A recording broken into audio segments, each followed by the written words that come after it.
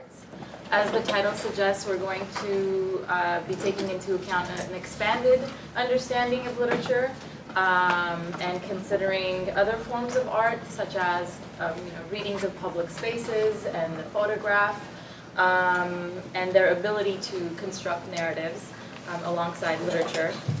Given the possible points of intersection between the two papers, I'm going to ask that the presenters give their 50-minute talks, and then we'll move to a question and discussion comparatively. So our first speaker, our first presenter is Boyadjian from the University of California at Irvine. And the floor is yours. Awesome, thank you. I also want to thank for the opportunity to Tamar, Boyadjian, and to Talar Shahinian, and to everyone else who has been organizing this graduate workshop in the past and also in the present, particularly the Armenian Studies in the University of Michigan, Ann Arbor. So I'm going to just jump into my talk. Boyadjian's 1997 novel Thresholds, Semir, is written from the perspective of a narrator who meditates about his childhood memories related to his family. Yet at stake is also the pre- and post-catastrophic collective memory of the Western Armenians who have created a new home for themselves in Lebanon. The novel rarely presents any event in the present moment and focuses on the images, voices, and impressions that flood the narrator's mind. Memory appears as the main hero of the novel. How it presents itself to the narrator, what remains hidden from it, the impossibilities and lacunae that seem to be inherent to memory, making it difficult to reconstruct the univocal past. Despite these explicitly acknowledged difficulties, the novel in so many ways serves memory by attempting to create a space in which it can reside, albeit partially, incompletely, in fragments. And today I also argue that Boyadjian's Thresholds privileges writing over other modes of activating memory. I will end my presentation by asking what the implications of this might be with respect to the concept of literature, particularly constructed by Western Armenian diaspora. So in the novel, the memory is activated through a narrator talking to people, mostly his family members, and recording what they say, describing the embodied comportment, vocal, gestural, etc. of those people, selectively relaying their memories to him, looking at family portrait photographs, listening to and recording the main voices that are heard in his mind, belonging to various people, and describing the family member, probably a woman, who physically hands over to him the bundle of photographs and demands from him to not forget. Here is a demonstrative passage that inscribes the activation of memory in Boyadjian's novel. Quote, "You keep that.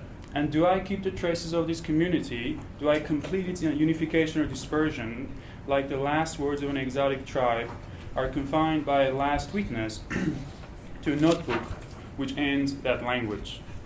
The voice repeats, passing from one picture to another as if reading a non-existent book, without realizing that all of this shall become not only ghost but also illusion if I don't hear the voice, because without the utterance, the photograph is a construction of forms, volumes, light, and shade, beautiful, no doubt, like every deceitful momentary phenomena that is inscribed on the fragile surface of a film, a thin light that outlines and fixes the forms and gives the utmost delight of the lasting presence.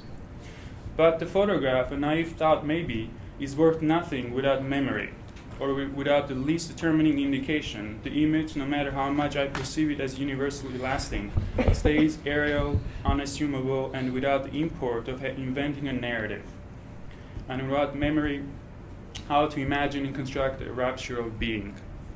End quote. And I should have mentioned already that the translations are mine, so I hope we can also talk about translation as we discuss these passages.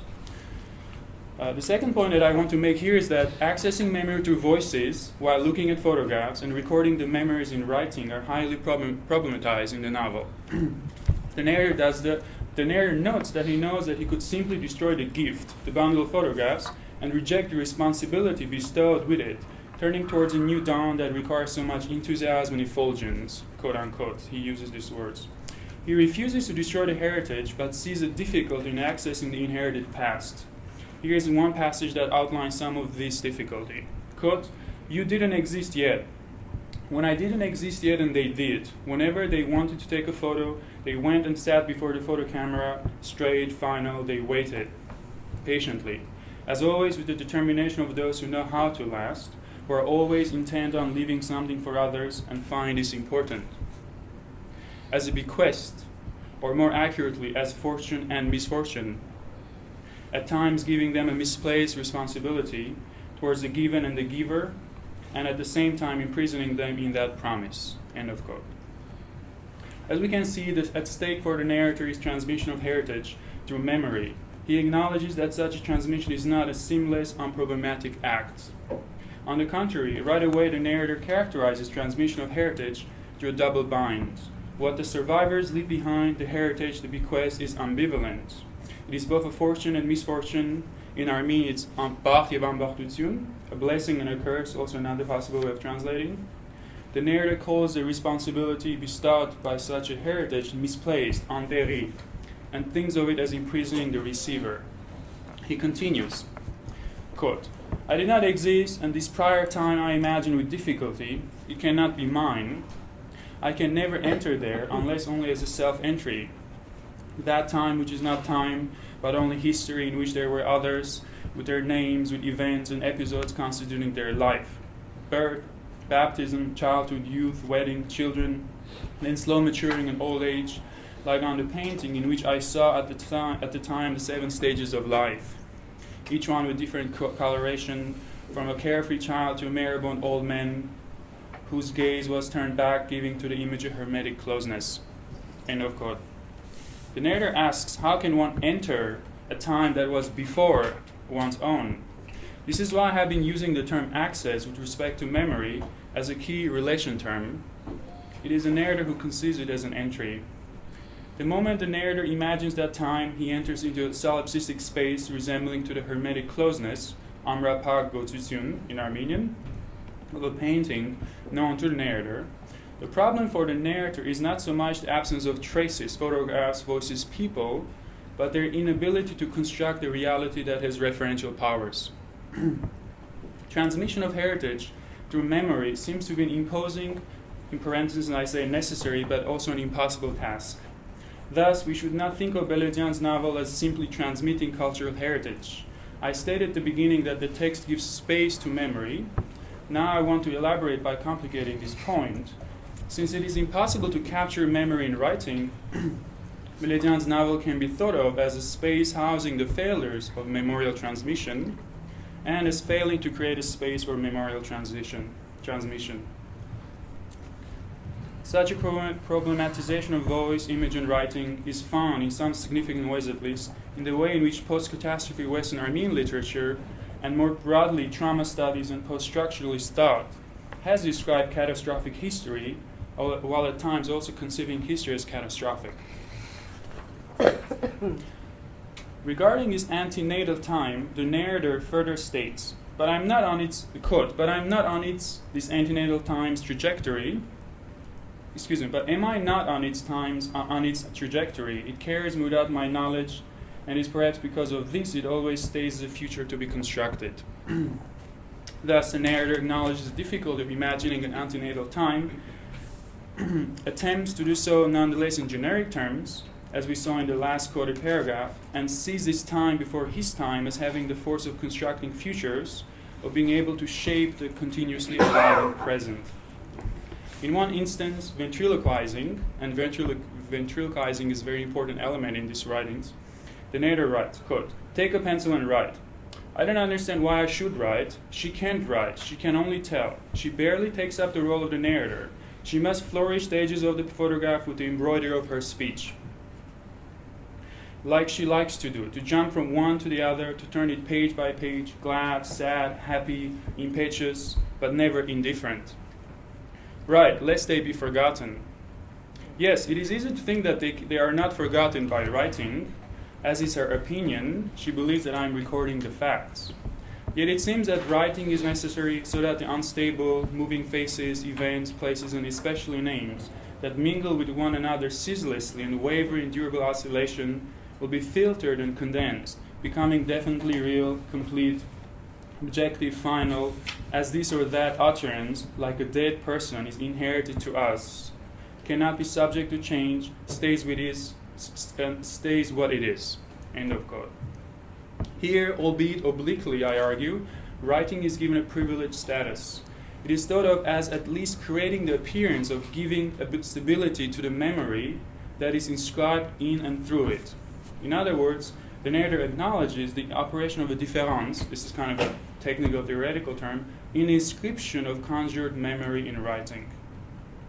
The same kind of ambiguous gesture of tentatively privileging writing is made at the end of the opening short section entitled The Bundle, Der Tage, where the narrator states. I should say that the novel opens with a 9-page long short section. It's called Der Tage, and it refers to the bundle of photographs. Quote, there was a voice behind the photograph, which seems to monologue, but when little by little my ear gets used to its course, and I think that what is told is less important than I realize, that it is inhabited by a different presence, which is not really a present, but forms a virtual essence, and that many breaths. I want to pause here. Breaths, I'm translating the Armenian shuncher, which means probably living people's breaths. Go there, clash with one another, love, hate, tear apart, abandon one another, and each voice has its accent, its chord, its vocabulary, its fever and anguish. They all head towards a point that is the spring voice.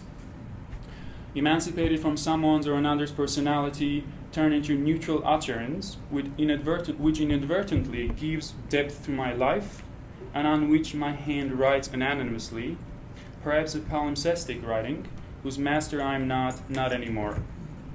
End of quote. To be sure, memory is conjured in palimpsestic writing. Thus the texture of the novel too should not be seen as univocal and uniform.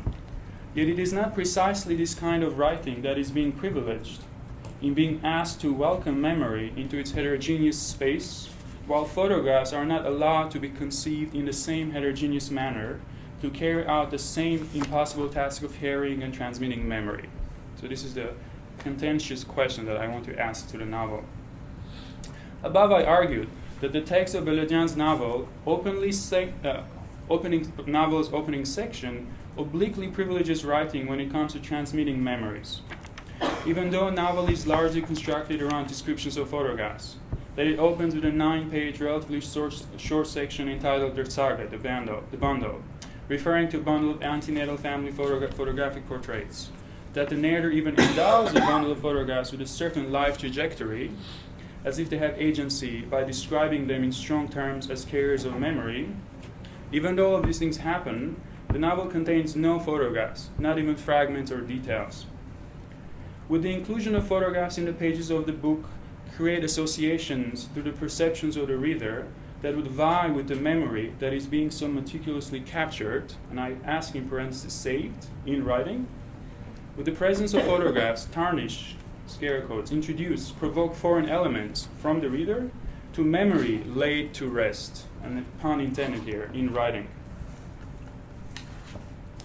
I argue that the material, actual visual absence of any photographic images from Boyadjian's novel, in contrast to, say, Sebald's novel Austerlitz, which was published in 2001, or maybe you can even think about Vayo Shagan's poetry, which is sometimes published with not photographs, but abstract works of art.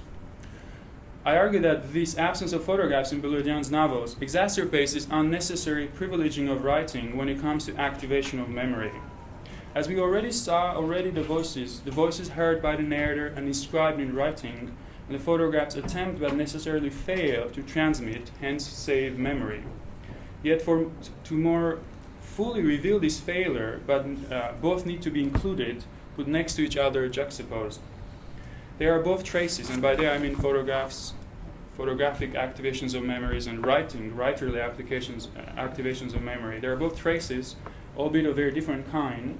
Their indexical singularity, again of different kind, needs to be recognized. Why not put writing and photographic image next to each other in the to be deconstructed relation?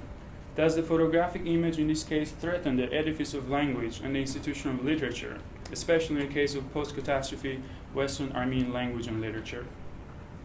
I don't really have answers to these questions, but these are the questions that I'm posing to the text. What is the relation between the post-catastrophe and the rejection of photographic images? Is this in response to the factuality to which photographs are relentlessly subjected, especially in the context of the denial of the Armenian genocide? To be sure, Boyadjian's narrative takes great care to carefully describe the photographs throughout the novel, oftentimes meditating about the life world of their making. And I want to read 2 more passages before I conclude right now, as my conclusions from Boyadjian.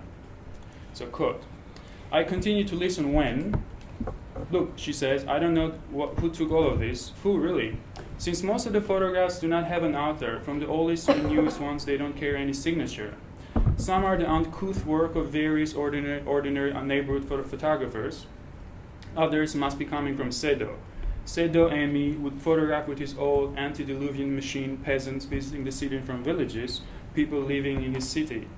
Even though it is possible that he did not take all of these photos, still I have to admit that there is some kind of a style in the arrangement of faces before the lens, in seeing and illuminating a detail, a way to make objects in view to relate to one another, where there is a pictorial thought operating involuntarily, akin to the inner sphere below the sweet accent of a provincial man. An artist? He would smirk under his nose. How would you know that word? And his blue-green eyes would turn in their cavities witty and insolent. It seems to me that nobody had thought about the photographer. He was not there exactly. He was the no one. He was not a position, did not have a role, or maybe was a ceaselessly changing focal point. This is why if I look at them, I will have to pay attention as much to what he sees, to what is seen, as to the one presenting, to that image which I will call the inner, unseeable image, which I can only guess. And this is the last quote of the day. Very shortly afterwards he writes, quote, open, and this most ordinary and word seems to be beginning of a strange ceremony, as if it is only from a dream everydayness that I enter into the lived reality, as if I too have to find a place for me inside the reality of the photographs, occupying not the place of the lens which watches from outside, but that other point which in the same moment differed from, then passed through the mind of the one who was being photographed. That single instant when the eye unites the brilliance of shudder, annihilation, and happiness, that which is not utterance but is silence, but is a desire for utterance, since there is here it suddenly rings. End of quote. Thank you.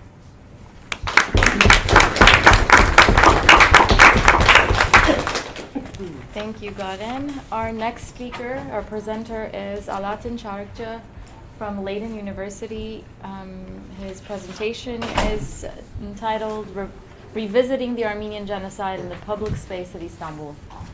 I initially would love to thank Catherine Babayan, Tamar, Boyadjian, and Talar Shahian for inviting me to be part of this great conference.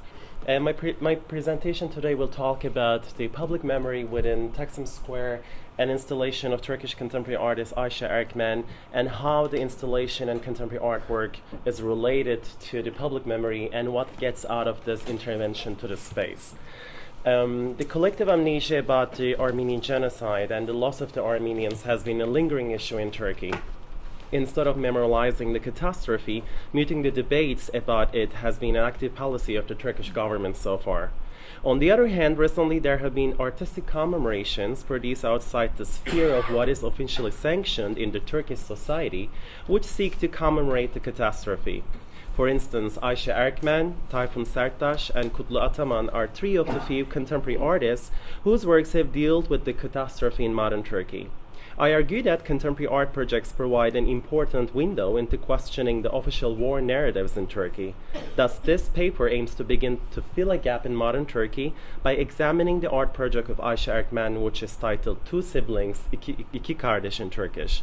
My goal in this paper is to trace the shifting role that Erkmen's project has played in forging official and public attitudes towards the catastrophe.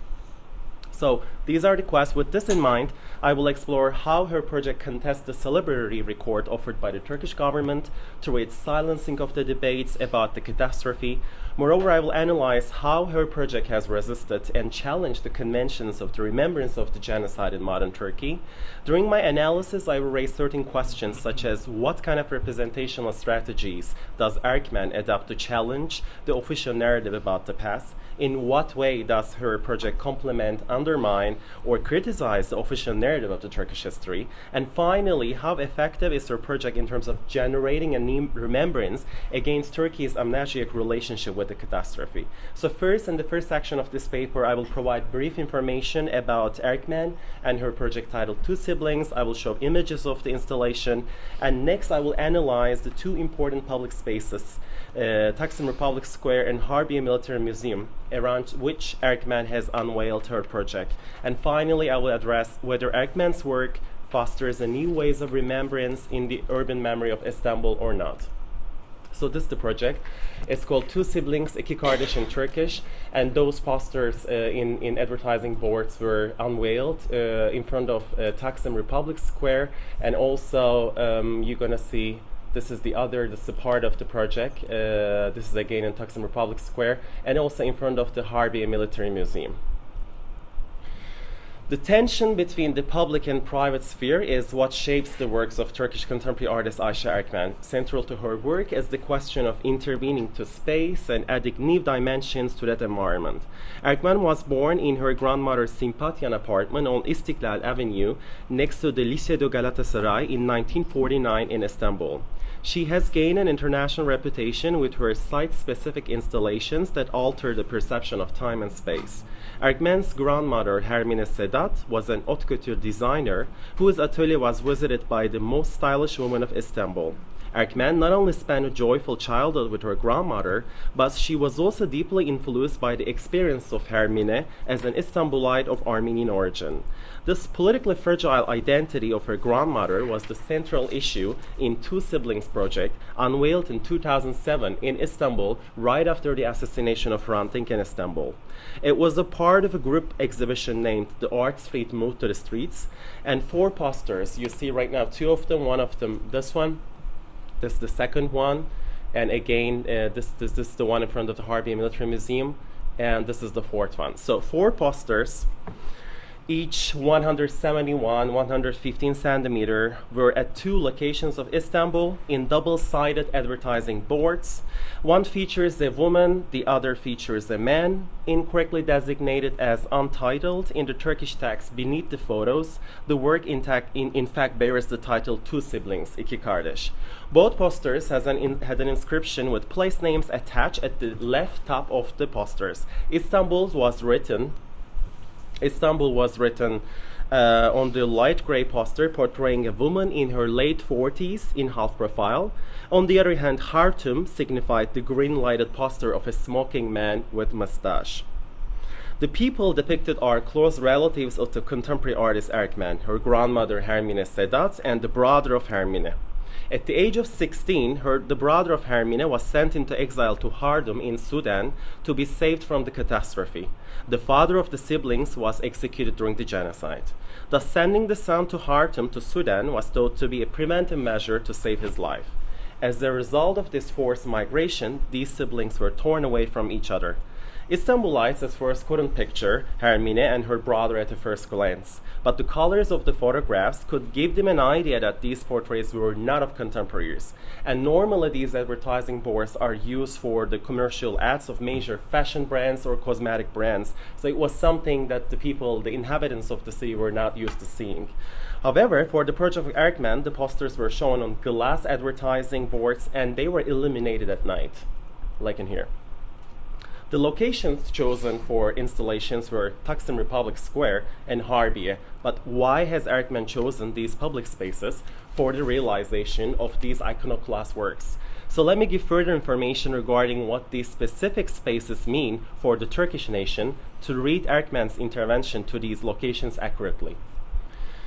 After the establishment of the Republic, the Kemalist regime sought to discredit the legitimacy of the Ottoman Empire. In spite of the fact that the new government continued the efforts of the Committee of Union and Progress to silence certain memories of the Turkish past, such as the catastrophe, they designed the public spaces within the country in a new fashion.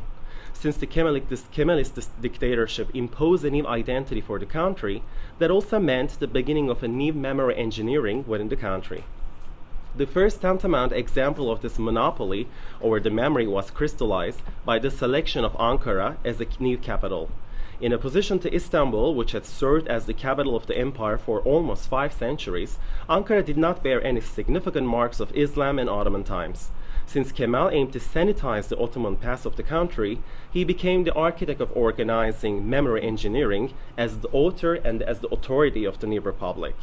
Nationalizing the public spheres continued with the centralization of Istanbul around the Taksim Republic Square. The new Turkish Republic chose Taksim as a new venue because it was a place that was on a hill sufficiently far from Sultanahmet Square, yet still within the city limits from which the grand mosques of the old city were not visible. However, Sultanahmet Square was laden with Islamic and Ottoman landmarks such as palaces, mansions, and mosques, which would testify to the imperial authority of the Ottoman state. Thus, Taksim became the new location of the Kemalist dictatorship to give material form to a nationalist project that would obliterate the Ottoman past and canonize the brand new republic. One of the important ways of creating a new memory was the arrangement of city spaces. Thus, Italian sculptor Pietro Canonica was commissioned to make this sculpture of Ataturk to be unveiled at the heart of Taksim Square in 1928. And what's so fascinating and interesting about Pietro Canonica, who made this sculpture, is the fact that Canonica was a well-known artist in the fascist Italy, and as a sculptor he was all the time asked and approached by Mussolini to design monuments which would be imbued with national meanings. So by confining the Ottoman past to a demarcated land around the Sultanahmet Square, the Kemalist ideology initiated a visual propaganda of the Turkish state in the public space. Since nationhood is not only about a collective imagination of a national community, but also the imagination of a national space, the cultural tyranny of the new republic started to erect Ataturk monuments around the country. The monument of Ataturk unveiled at the Taksim Square is the perpetuation of iconic images of him, which portray the founding father as a cult hero personifying the nation. Production of Ataturk imagery delineates the nation, as the title of one publication indicated as La Turquie Kemaliste. Taksim Square was one of the locations where Erkmen unveiled her project titled Two Siblings. The photos of her Armenian grandmother and the uncle were right in front of Ataturk monument, which exorcises and obscures the violence of the Ottomans that targeted the Armenians. I will analyze what Erkmen means to suggest by this public intervention after I provide information about the second place chosen for this project, which was Harbiye. So just 5 meters away from the installation of Erkmen, there is a Harbiye military museum, which is called Harbiye Askeri Müzesi in Turkish. It's a military complex that functions as a museum since 1959 with 55,000 objects. Previously, the building used to be a military school, Harp Okulu in Turkish, where Ataturk also used to stay from 1899 to 1905.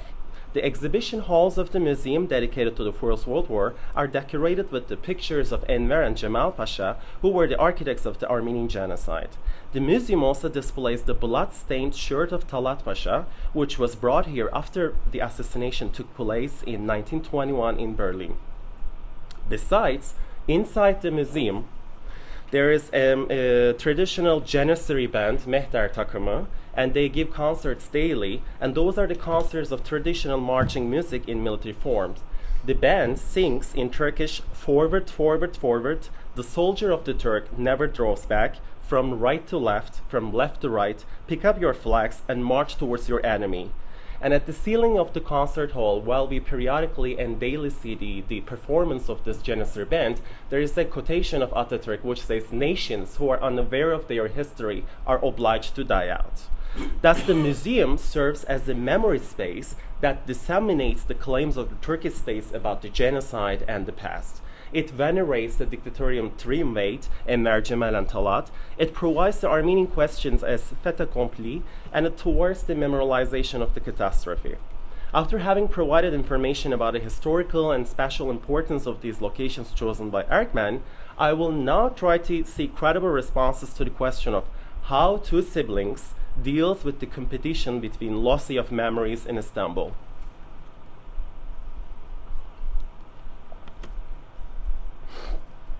Okay. So the locations chosen for the realization of these works are very significant in terms of their reception by the public audience.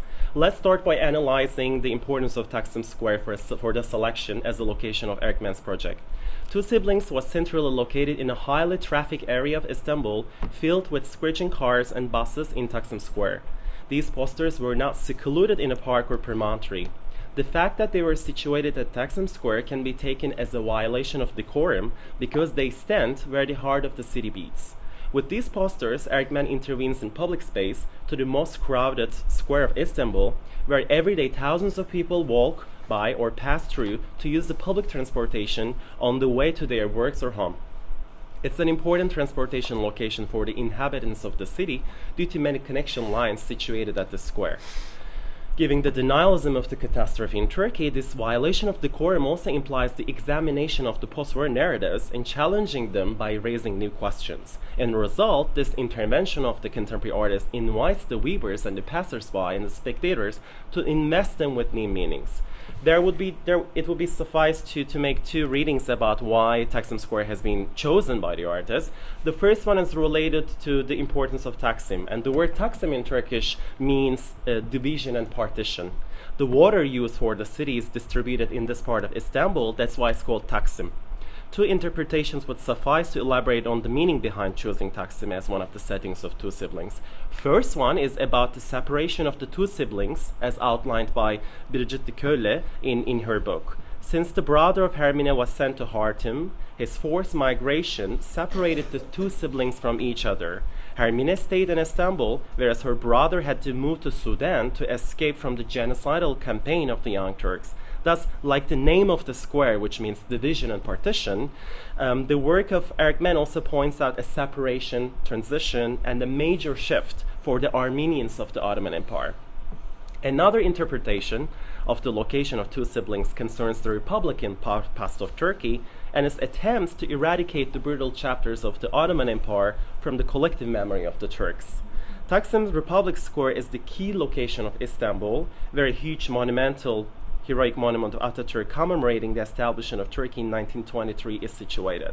It's a square designed to forge a new national memory for the Turks in opposition to the Ottoman and Islamic memory, which would be triggered by the Sultanahmet Square in the historical city. Demonstrations, official ceremonies, and important events take place in this politically charged Taksim Square of Istanbul. For a couple of years, on the 24th of April, unofficial Armenian genocide commemorations have been taking place in this square. So situating Two Siblings close to this heroic monument not only juxtaposes two different historiographies of the catastrophe, but it also provides a contested terrain against this dualism. It taunts the public by unveiling a counter-narrative against the authoritarian propensity of Atatürk and the expansion of the memories regarding the Armenians within Turkey. In addition to situating Two Siblings at Taksim Square, where dutiful soldiers killed on the front are recalled, mourned, and celebrated by Atatürk monument, Erkman chose the beginning of Vali Konağı Street in the European part of Istanbul in Harbiye as the second setting. Considering the military museum, which displays the military tradition of Turkey, is situated right at the beginning of the street, the project of Erkman interacts with the space and the project speaks directly to their habitats. As a result of the tension created by the deliberate choice of two settings which are highly militaristic in nature, Erkman's project intervenes into the urban space of Istanbul by outlining the tension between the personal and the public. Thus, Erkman points out unresolved issues of the modern Turkish Republic, such as the catastrophe, crystallized by the amnesiac nature of Turkish society. Positioning artworks nearby the official monuments aim to deconstruct and demystify the glorified history of Turkey. The clash of narratives rigidified in the official monuments and the personal project of Erkman not only questions the undisputable nature of Turkey's taboo, but it also juxtaposes the two contradictory narratives, which are Armenian cultural memory versus the Turkish political memory. This opens up multi-layered readings of the project within the context of modern Turkey and its history. The tension created by the deliberate choice of certain settings and the realization of her projects against these monuments stem from the role that Erkman assigns to space in her site-specific sculptures. Since the Military Museum remembers the past of Turkey according to a variety of national myths, political ideologies, and silencing of certain eras, positioning the posters of family members deeply affected by the catastrophe in front of the Military Museum urges the visitors to explore, question, and discover their own memories related to the history of Turkey. So before I wrap up, I'm going to deal into those questions to conclude. So Two Siblings has the capacity of breaking the indifference of the Turkish society towards the plight of the Armenians in the last years of the Ottoman Empire. The project does not only bring the victims of the genocide back to contemporary Turkish life, but it also urges the passersby confront with the fact that these two figures, a man and a woman of Armenian descent, are now absent in Turkey like many others. This creates a tension between the viewers and the work of Erkman. It emphasizes the importance of the dialogue between the spectator and the object. And this result, this interaction, invites the viewers to invest this installation with new meanings in what they're looking at. What I mean is that once a passersby comes across two siblings, two types of memory, private and public, collide. The visitor is challenged to explore the memory that this public intervention offers. At this moment, Erkman's work manages to generate human reactions. It is this reaction that paves the way for questioning their personal memory as opposed to the public one. This active role assigned to the viewers obliges them to enter into the work, and by inciting viewers, the project not only penetrates the consciousness of the Turkish citizens, but it also invites them to interact by awakening something in their minds and persuading them to have a dialogue with the project. The project does not point fingers or indoctrinate a story on the spectators, but it urges them to rethink their own memories through careful examination and suspicion. I believe that Erkman's project encourages the Turkish society to participate in this discovery of memory. Passersby turn into the need agents of this memorialization of an obliterated history, and they start the process of gazing inward. The project not only activates the viewers, but it also transforms them into conscious agents. Thus, the interaction between the individual and the public becomes very important in terms of absorbing the audience into the memorialization and the remembrance of the catastrophe in Turkey. And finally, transforming citizens, passersby, and viewers and spectators into agents also assign them the role of becoming witnesses. Thus, Erkman project produces a new process of memorialization that goes beyond the officially imposed silencing within Turkey. Thank you.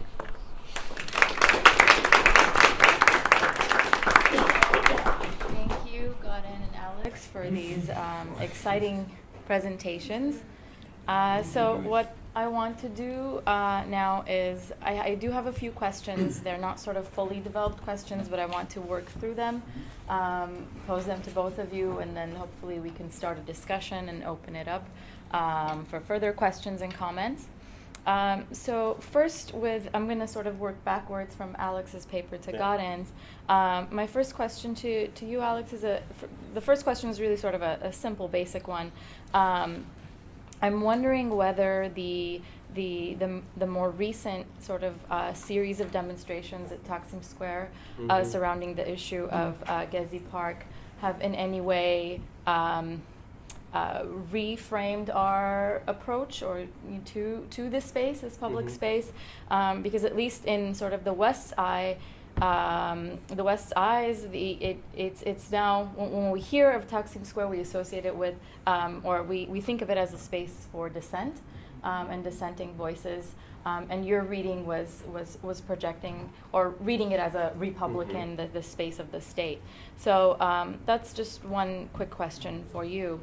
But sort of more importantly, your paper is talking about you're looking at the public space as that of the space where the state narrative is developed or enforced, and what you're proposing with the Erkman project is that this is the project by activating or by inviting the public to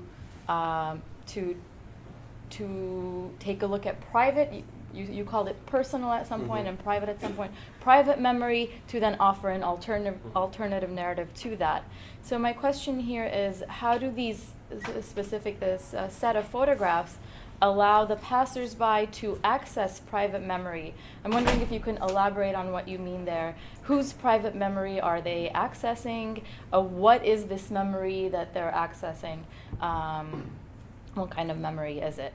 Then similar to this divide between state and alternative narratives and public-private space, Garen, I'm wondering, you don't use any of these terms, but I'm wondering if in Boyadjian's work you see any kind of divide between individual. So we have the individual and the family unit, or what the surrounding community, the familial community.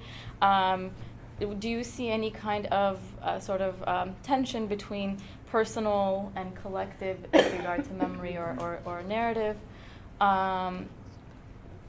And then to go off of that, so you, in your paper, you claim that Boyadjian privileges language and rejects the photograph as a means of, you're calling it activating memory.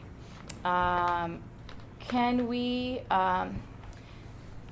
talk about these two mediums and their capacity for representation? And I suppose this we can do together. We're talking about the photograph and language and its capacity to represent. And both of you focus on their capacity to activate memory. So hold on, let me gather my thoughts here. Okay, so I think there's that to a certain degree we need to look at then how these two mediums function or perform.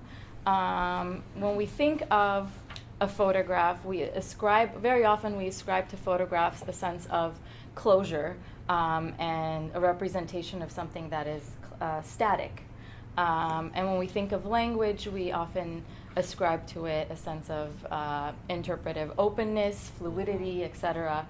For me, in Boyadjian's work, his narrative is always moving towards some kind of a search for a moment of origin, an originary moment, which contains a sort of a violence that is then repressed and forgotten. Maybe what you were talking about, catastrophic, how did you put it? Catastrophic history, and history as having sprung from violence or moment of violence. So in many ways, the way his language performs is that it's the performance of this search for its origins. In another novel, one of my favorite lines in Anona Lezistag is Lezum betger hisher ein inch vorzik tatut anabad. And of course, this search for origins is a futile one. And we can say the very beauty of his work is that it lies in this ability to demonstrate the futility of this search. Is this then what the photograph lacks? This ability to perform the futility of the search. And that's first specifically a question for you, but I think we can talk about it comparatively as well. Should I start? Thank you so much for the great question. Actually, it's related to also the memory. The Gezi Park events is also related to the memory engineering that we had in Turkey. Up until 1909, we had Ottoman military artillery barracks, Osmanlı Halil Paşa Toplu Kışlası in Taksim. And it was built by Sultan Selim III. And it was in use right at Taksim Square up until 1909, 31 March incidents, 31 Mart vakası. And it was destroyed by the people who wanted to keep who didn't want to keep the absolute monarchy of Sultan Abdulhamid II. So this place was ransacked and demolished, and then they somehow wanted to demolish the memory and the legacy that those people were trying to represent. But then in 1936, Ataturk invited, right 2 years before he died, he invited Henry Prost from Europe to do a kind of like new urban planning within Taksim Square. So this new project was again emerging a new, activating a new memory within Taksim Square, and it was including like just creating the legacy of Ataturk and a new republic within the square. And in 1940, the construction of a new opera building started at Taksim Square. And they finished the construction in 1970, but then it met with a lot of like reactions, and people set the opera house on fire. And in 1970, they opened a new cultural center there, which is called Atatürk Cultural Center, AKM. So we have in here Atatürk Monument, and we have in here Atatürk Cultural Center. And around this place, we have some modern hotels and some like European brands and other places. So it turned out to be a place which would cherish the new brand republic. Up until 1990, the Welfare Party, the Refah Partisi, gained popularity, and they won the elections. And they came up with an idea of establishing again the military barracks, which were demolished. And it was met with fears and demonstrations, and back then again it was a fragile topic. And in 2011, by the proposal of Erdogan, again there was a discussion within Turkey to again establish this military barracks which were down there. And then it was again met with a lot of criticism, but in 2013, Gezi Park events started again because the idea was to establish this military barracks again, but not just as a military barrack. That time it would also include a mosque, it would include a cultural center, it would include a shopping center. So it would be kind of like multifunctional place. And then, of course, people started demonstrating because that would also mean the demolishing the Gezi Park, which was the only green area around Taksim Square. So people started protesting, and in Europe and in the United States, Taksim Square used to be associated with protests, which kills thousands of people. It turned out to be unprecedented violence towards the people who were protesting. But Gezi Park protests within Taksim Square also used to create a new dynamics and memory within Turkey, because it was the first time that Istanbul Armenians, Nor Zartonk initiative, and also the Durde initiative, which was an initiative against nationalism and racism, they had a tent in Gezi Park, and they were saying, you confiscated our Armenian cemetery, because there was an Armenian cemetery just behind Taksim Gezi Park, just being right next to the Hyatt Regency Hotel, which is situated there. So the people were saying, especially Istanbul Armenians were saying within this tent, you confiscated our cemetery, you confiscated our city, and we're not going to let you again to confiscate our park. So this turned out to create a dynamics for people to enforce a new memory. The Armenians, LGBT communities, and the people from different groups in Turkey started protesting. But basically, and honestly talking, because it was again a reaction towards the initiative of Erdogan to create and to resurface and to bring the back of the Ottoman memory back to the public space in Istanbul. Because right now when you look at the space, it's sanitized. It just tried to cherish the Republican period memory. That's why they have chosen Taksim Square. They wanted to be away from Sultanahmet Square. So the initiatives of Erdogan was to make, for example, a mosque there, because he was all the time saying, when you're in Taksim Square, what you see is the Greek Orthodox Church. You don't see a mosque. And just beneath just right behind the Atatürk statue, there is a Greek Orthodox Church. And he was saying, in the capital, in one of the big cities of the Republic of Turkey, we should have a mosque symbolizing our national identity. This was the one thing. I guess it was related to memory. And your second question about how images can activate the memory and what kind of relationship they create. I guess if we remember things, we most of the time remember through the images, because images try to help people in general to create a kind of like relationship and bonding. So if you remember the things, images most of the time help us to remember the things that we have seen and or we have forgotten.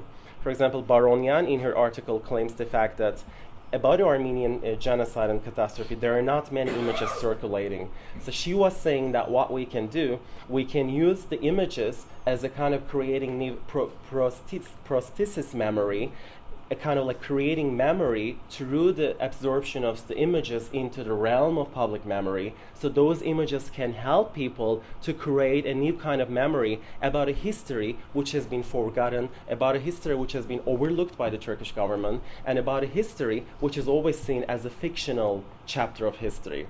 So she basically says that those images shouldn't claim the fact that Armenian genocide was not a fictional event, but those images should try to create a kind of like relationship between the people and the visitors and the spectators to remind the people about the fact that the catastrophe really existed, so that it can penetrate into the memories of people. So I guess in this sense as well, at first Turkish people didn't know what they were talking about, and then in Radikal newspaper there was an interview with the artist. And then at first the Radikal newspaper didn't publish what those posters were standing for. So on Sunday, when people got the newspaper, they were just reading that Ayşe Erkmen did this installation, which was a kind of like public intervention to the square. But next Sunday, the newspaper revealed the fact that actually Ayşe Erkmen had an Armenian grandmother, and all these interventions were trying to enforce a history which has been forgotten in Turkey. Then, of course, people started going there, and they started checking it out, and they were like, what's happening there? I guess by looking at the picture, they started to feel like, oh, hold on a sec, we told Ayşe Erkmen was Turkish, we were proud of her, she was a Turkish contemporary artist, but all of a sudden we discovered the fact that her grandmother was Armenian. So it created a kind of like questioning between the Turkish people and the projects. That's how, and that's why I meant that maybe those images can activate a new memory among the Turkish people. Okay. Well, thank you. I guess I can kind of segue to my response by talking about a little bit more about Boyadjian.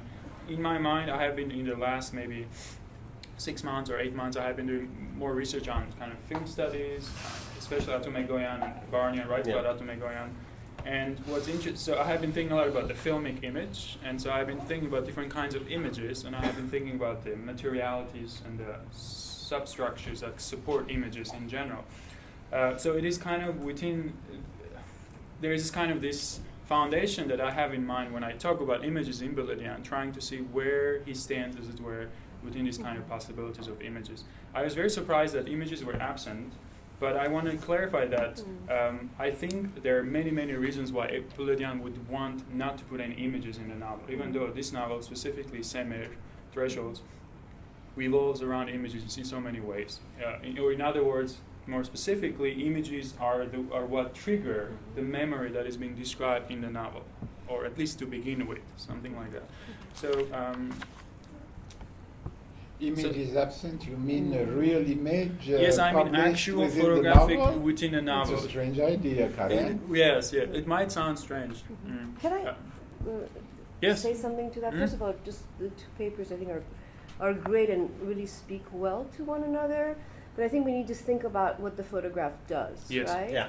And I think, the way in which Bart in Camera Lucida thinks about, remunerates around the photograph of his mother, the photograph is really about something dead, someone dead, right? And so if indeed Boyadjian, as you're saying, wants to bring this memory to life, there's a necessity of not bringing the photograph in, and by using the mode of writing in order to create that kind of live memory. And in the same way, Erdman putting these two images in a public space, it's really not only about creating a counter-narrative, it seems to me, but it's about actually a presentism, where the death of what is represented in a photograph is no longer that, because it becomes part of a current present discourse and thinking, right? I guess what I wanted to do is precisely I can totally see that Boyadjian is influenced by someone like Bart. In the novel, I would argue, from my point of view, is extremely post-structuralist in that sense. The way history is being discussed, the way memory is described, there's a lot of fragmentation, a lot of displacement of origin, etc., etc. So I can see that the novel kind of is situated discursively in this world. At the same time, I want to do this in a provocative way. Yes, photographs are about death, maybe, yes. And I'm not saying let's just have photographs and not writing. what I'm saying is that we will be nice. It will be much more productive, in my opinion, if we put the photographs, we put the depth, and we had the text next to it, and we had and the reader and the viewer could juxtapose these two together and have this other experience of reading or watching or gazing at the photograph. Both these experiences would be displaced if the photograph were there, or fragments were there. That's what I'm saying. Isn't it a bit like the novels of Sebald? Yes, I mentioned Yeah. Austerlitz, for Yeah. instance. And if we maybe bring in here, based on Catherine's comment, Susan Sontag's also discussions of the photograph and regarding the pain of others specifically. There, the space of the photograph, what it is able to do is haunt. It cannot explain experience because that's what narrative is for. But and I feel like in Boyadjian's work, the photographs do haunt, and they haunted the narrative. Yeah.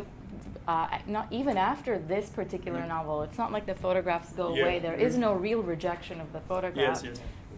It keeps. And it comes back with another book, Boyadjian. Boyadjian, yeah. Holy Another. I wonder also if you can play wordplay with it, A photo is an image, and with the image starts the imagination. Yes. So, and memory being a constructed thing, so you start building your memory with the picture as a starting point.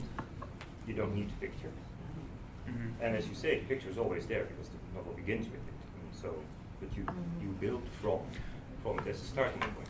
That's very interesting because, for instance, what Boyadjian says about Egoyan, about prosthetic memory, is that Egoyan realizes lack of images given the experience of the Armenian genocide and the catastrophe, and says instead, in the face of that such a lack, Egoyan imagines images, imagines memory where there is no archive. So I was wondering, and Boyadjian does that kind of imagination. He will look at a photo, and I read some passages towards the end of my presentation.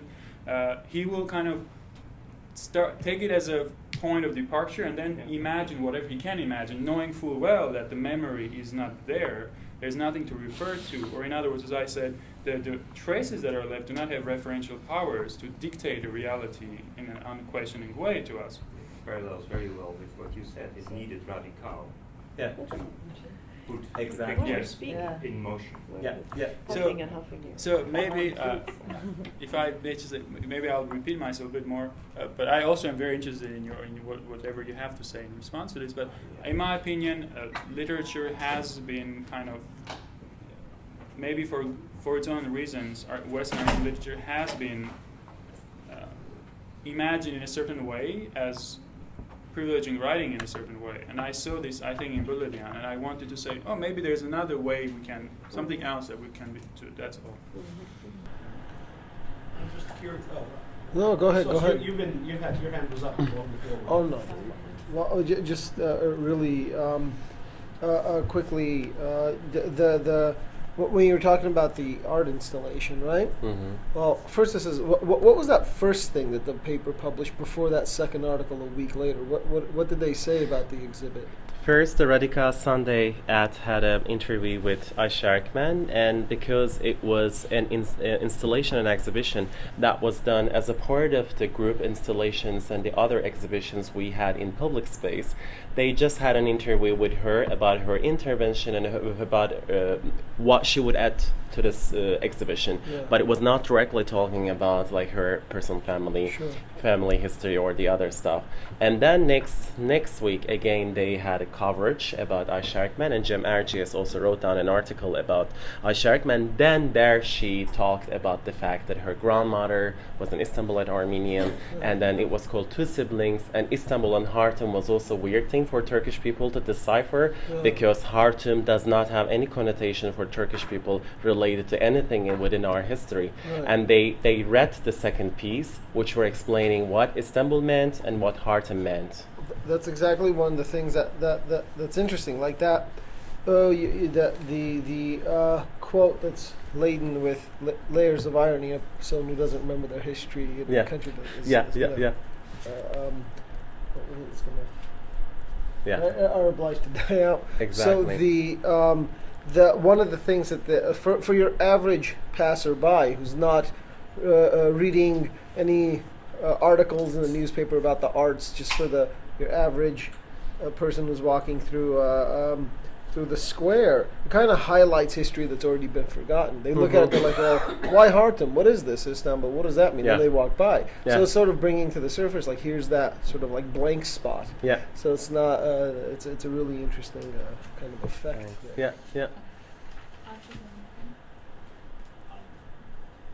I was going to say, like Sos, that it does seem interesting that the image acquires the capacity to raise the curiosity of spectators by putting Hartum on there. So their language has this role of greatly catalyzing the power of the image. It doesn't need to be competition. It may be that they can each do something the other doesn't do. But my question is one of curiosity. If this were in any of the East Coast universities in which I spend my time, somebody would come up with Marianne Hirsch and her essay on post-memory photographs. So I'm curious to know how come that doesn't come up. Well, in my thesis, also my first chapter was about post-memory, and there I was analyzing how post-memory is can be interpreted in terms of generating memory. Well, for Marianne Hirsch, the third generations invest in meanings, and they invest in memory in which they have never themselves witnessed. So in her articles, what we see is that the pictures and ephemeral portraits and family narratives turn out to be very important for the third generations, like the third generations of the Jewish families or other people affected by trauma.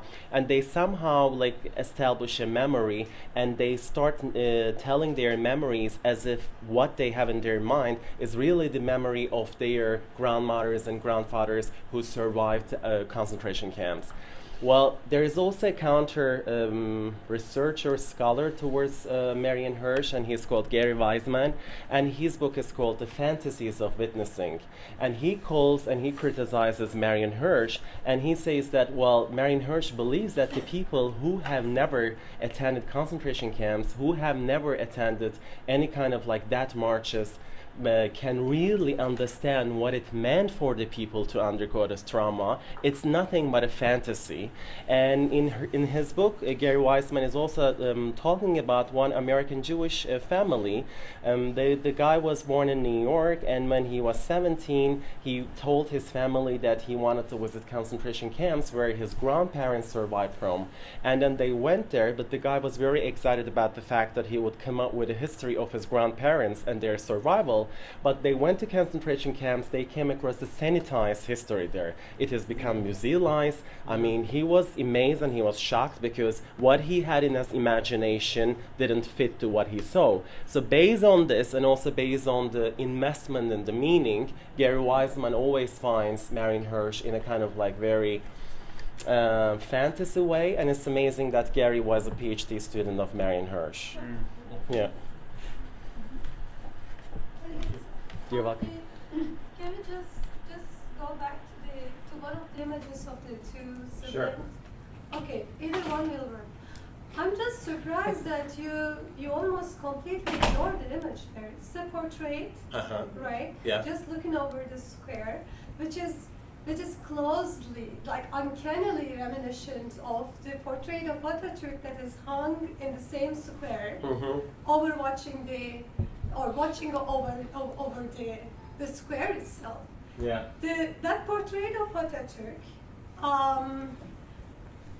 I mean, you can read it as installation of the Panopticon, right? And it is there, hung in every public square in every city within Turkey. And how this portrait itself, because it's not an image that's used here, it is a portrait and it's the gaze, right? How that immerses perhaps the gaze, the relationship of the gaze. And I for one just thought, one could push it a little further by trying to force a phenomenological reading of the image, asking how it interpolates otherwise. Yeah, that's a great comment, actually. And the second one, I have a second question also. Well, okay, but first, that's the space of the gaze, the space of power, right? So when you ignore the image there, I think you deprive also the image of that space of power by reducing it to the perception of the onlooker, the passerby. The second thing is, I'm not quite sure about how you use memory. At one point, it seems that you have an excavatory model of memory because you talk about the suppressed Turkish memory of the catastrophe or the genocide, and then you talk about the theme of recovery. It also relies on a repressive hypothesis because at one point you also mentioned the concept of trauma. But then also you talked about this whole thing of, you also referred to the issue of prosthetic memory as well, right? Yeah, in Q&A, not in my These paper. are two very different models of memory. Exactly, right? it is, yeah. So now I was thinking, if we are going to follow that prosthetic model, then talking about I was going to say Times Square, the Taksim Square, one has to attend to the very temporality of this installation as well. In the second half of the 2000s, where a new history of Taksim Square was being installed to the prosthetic memory work, which alluded closely to a different form of cosmopolitanism, multicultural coexistence, etc. Even the Gezi protest is a space there, but it does not necessarily tell us anything about the catastrophe, anything about the creation of this national. But that was not my claim.